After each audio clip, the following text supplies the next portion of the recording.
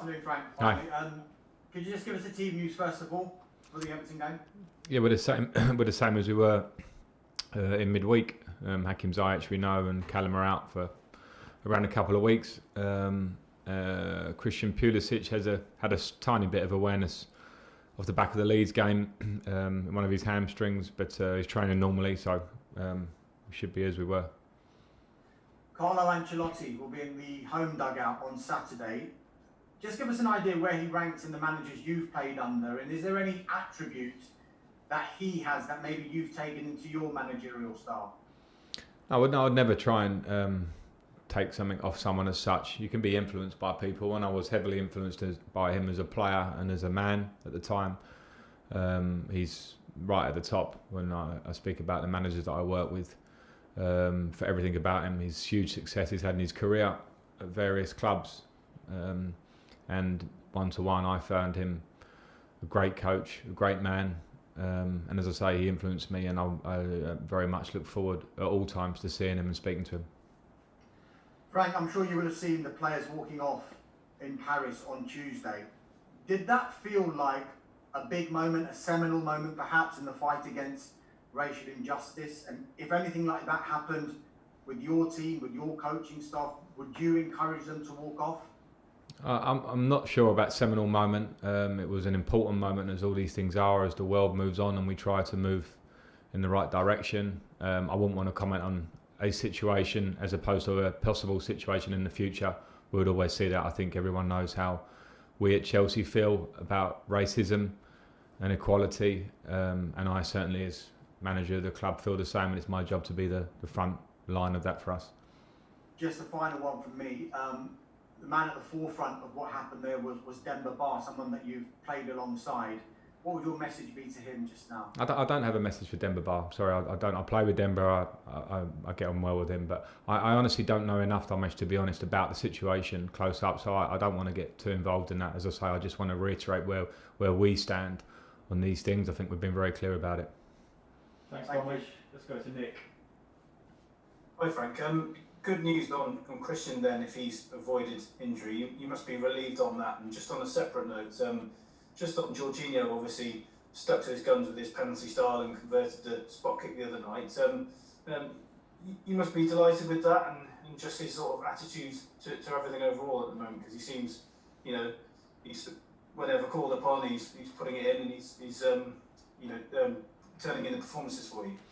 Yeah, with Jorginho, I think he's. I didn't doubt his ability in taking penalties. I think it's normal that you take as many as he does for club and country that you can miss. He missed a couple in succession, but as you saw, he's taking penalties the other night for us, and he's confident in his style, and I'm confident in that too.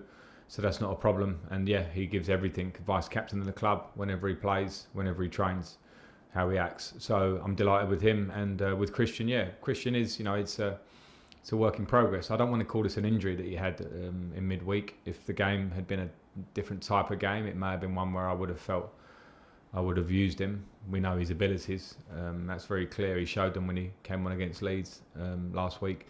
I just have to find the right way to get the best out of him regularly and consistently. Let's come to you, Moose. Hi Frank, how are you? Very good, thanks. Just got a couple on Everton really. First of all, they started the season really well, but have kind of fallen away since then. Do you think it's a bit of a false dawn, or do you think your friend Carlo Ancelotti is going to have to take a little bit of time to turn it around? Because from the outside, it's hard to see why Everton don't challenge more towards the top six. I just think that's the Premier League, and it's the nature of it. And they started very well. They've got quality players. I think they had quality players anyway. They've brought in quality players. They have a fantastic manager, one of the best in the world. And this Premier League, unfortunately, is unforgiving. I know they've had a few injuries, but we all have our own moments or patches where it's results are challenging. But it doesn't change my thoughts about how I approach playing against Everton. I think they're a very, very good side with great individuals within a really good collective that can win games, as we saw early in the season. So I'm focusing more on their strengths and the dangers that we faced going up there, which we found out last year. I know it was a different time, different manager at the time, although he's still on the staff. But it was a very tough match for us, and that should be fresh in our minds. And in terms of the title race, I know you're going to say we're only in December and the title isn't won in December, but we genuinely have a really exciting title race between more than one or two teams this season, which obviously you're heavily involved. Jose describes Spurs as being only a little pony at the moment. Where would you put Chelsea? I don't know. I mean, I don't want to find a play on words with it or anything. I just want to say that we are happy where we are, but I know that there's a long way to go. I don't think it really matters too much the rhetoric. Jose gets asked about it a lot. I do, once, twice, 3 times a week, and you have to give an answer.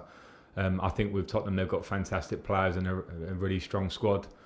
And the words are not that important at this point. It's more about, for us at Chelsea, how much we keep working and understand that consistency over a season is what wins titles, not matches until the middle of December.